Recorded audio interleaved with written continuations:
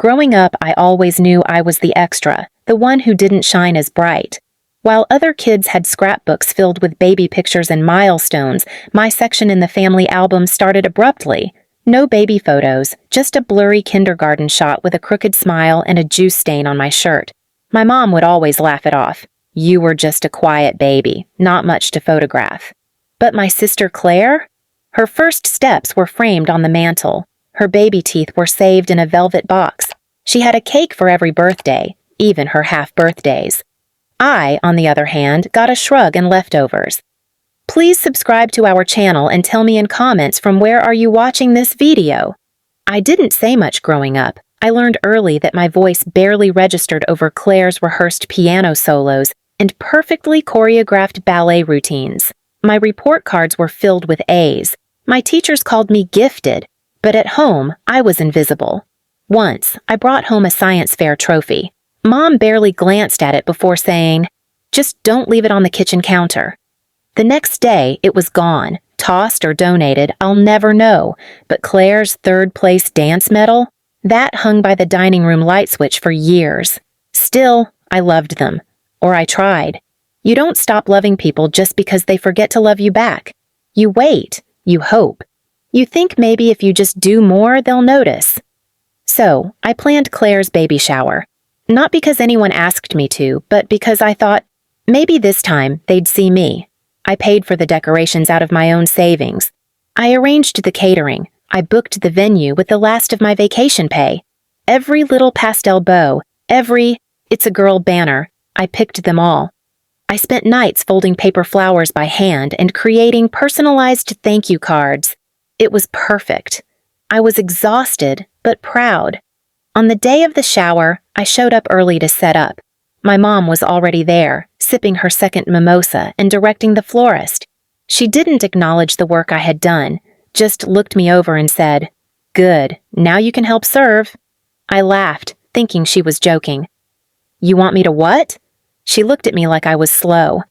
"Well, someone has to hand out the cupcakes and refill the drinks, don't they? It's your sister's day. Don't make this about you." I looked around. Every single person I had invited was smiling, posing with Claire. My dad handed out gifts with pride, narrating each unwrapping like a game show host. And me? I was in the back, holding a tray of cupcakes I paid for, listening to people laugh about how Claire was always the favorite child. Then, Claire turned to me mid-laugh and said with a wink, "You're so good at blending in. You'd make a great caterer." Everyone laughed. That was the moment something snapped. The pain wasn't sharp. It was hollow, heavy, and stretched across years. I excused myself quietly, left the tray on the table, and stepped outside. No one followed. No one even noticed. That night, I didn't cry. I pulled out the one thing I'd never shown anyone, my birth certificate, the document that proved I was just as much theirs as Claire was. And then I grabbed a thick red marker and crossed out the word adopted. The next morning, I mailed it to them. No note, no explanation, just my name in bold letters with one word violently scratched out, because I was done being the outsider in a family that was supposed to be mine. I didn't expect a response right away. But 3 days later, my phone lit up. First Mom, then Dad. Missed calls, voicemails. One text from Claire. "What the hell did you send them?" I didn't reply. I was in the middle of something important, something I had postponed for too long, reapplying to graduate school.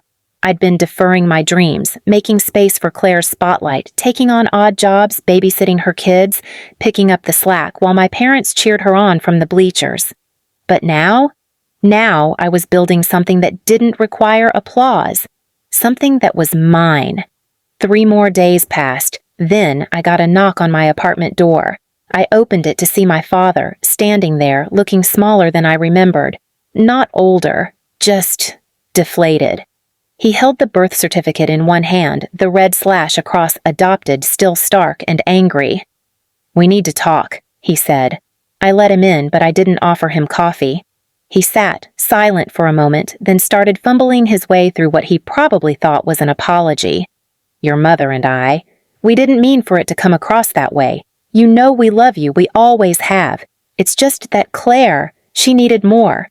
More attention, more praise, more money, more love. I interrupted. You made me the waiter at my sister's baby shower, and you let everyone laugh when she mocked me in front of a room full of strangers. That was Claire just joking. No, I said firmly. That was Claire knowing you'd never defend me.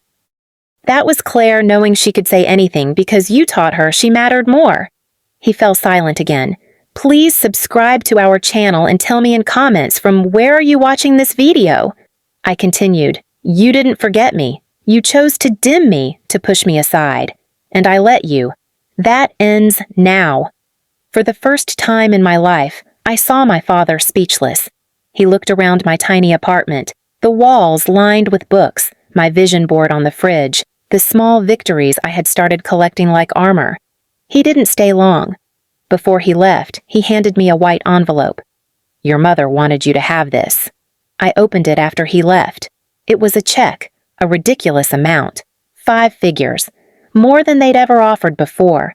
More than they'd spent on Claire's wedding, baby shower, and God knows what else. A note was tucked inside. Use this for your future. If it's not too late to fix things. Mom. But I didn't cash it. I didn't even consider it. Because fixing things wasn't about money. A few weeks later, the invitations went out for my graduation celebration. No, not the official ceremony.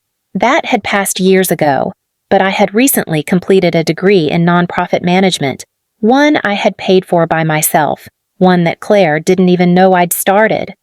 I was now running a community arts program for underprivileged kids, something I'd dreamed of doing since college.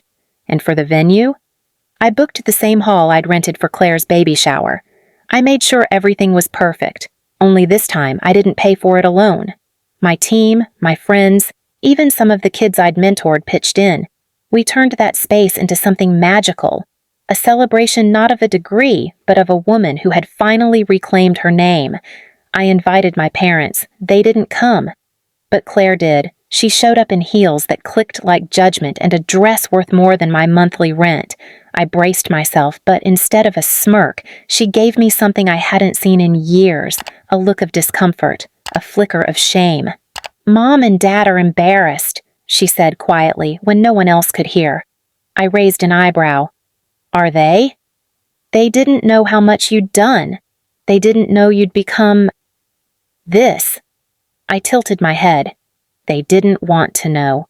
Claire didn't argue. Instead, she picked up one of the cupcakes and walked over to the drink station. For the first time, she served others. And I watched, not with resentment, but with clarity. This wasn't about revenge, not anymore. This was about choosing to show up for yourself, even when the people who should have been your biggest supporters refused to clap. It was about building your own table when they won't give you a seat. The celebration ended with laughter, real applause, and a group photo. This time, I was at the center, not because I demanded it, but because I belonged there. My face wasn't cropped, my name wasn't forgotten, and my worth wasn't questioned. I went home that night feeling full for the first time in years. Then came the message, a short email from my mother. No greeting, no closing, just a single line. You made your point. I stared at it for a long time, and then I wrote back. I didn't make a point. I made a life. You just weren't part of it. No anger, no threats, just a truth she couldn't erase or overwrite with checks or apologies too late to matter. Months passed.